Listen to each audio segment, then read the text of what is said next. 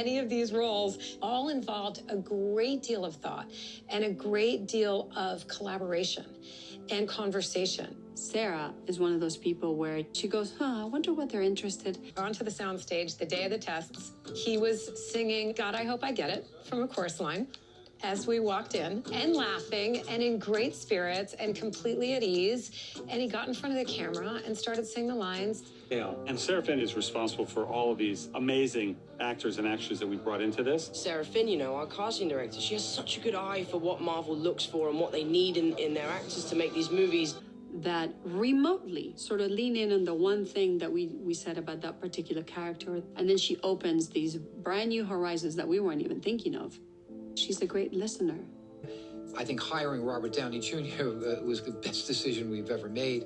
He's such a well-respected actor. There's a lot of us doing well back home. We owe a tremendous amount to your sacrifice. It was magic. It was exactly the feeling as a casting director with Kevin, with John, with everyone, that we all wanted to have that feeling like we have it. That's what I want to see in movies. But the person inside that iron suit has to be interesting.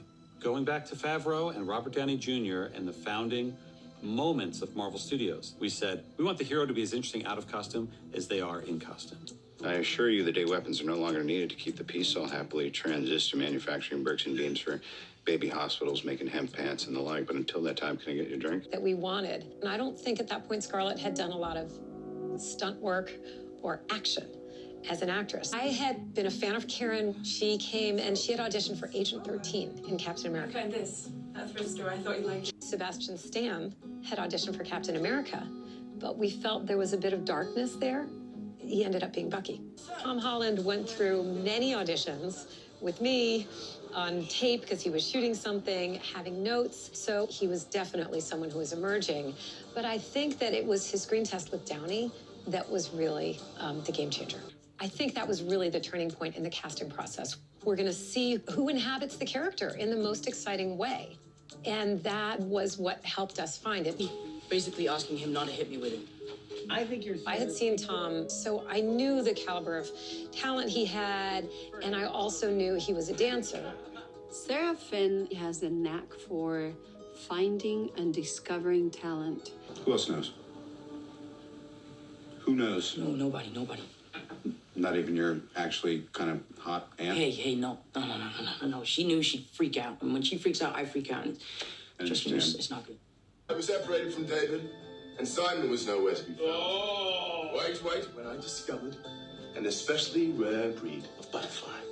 You can see the early sides that we used for someone like Tom Hiddleston, who auditioned for Thor and ended up playing Loki, who really came off the West End in London. I'm lost.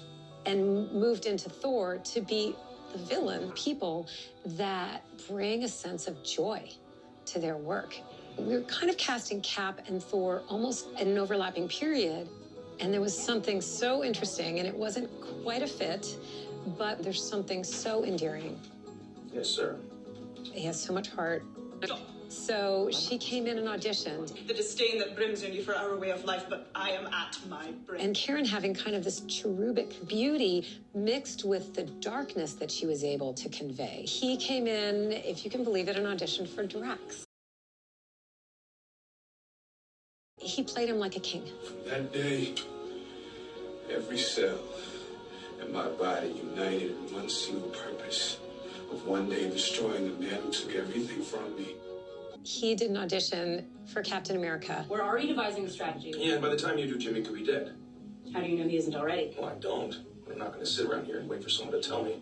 It's a cassette compilation tape. My mom used to make these for me. Within 10 seconds, James turned around and looked at me, and I'll get emotional because it's one of those moments that you dream about. He looked at me and he said, he's the guy. He absolutely played him with this ferocity and this dignity and this regalness that was not right for Drax. We were talking to her today, looking at, 40 cast members who are also perfectly cast and so well suited to work with each other.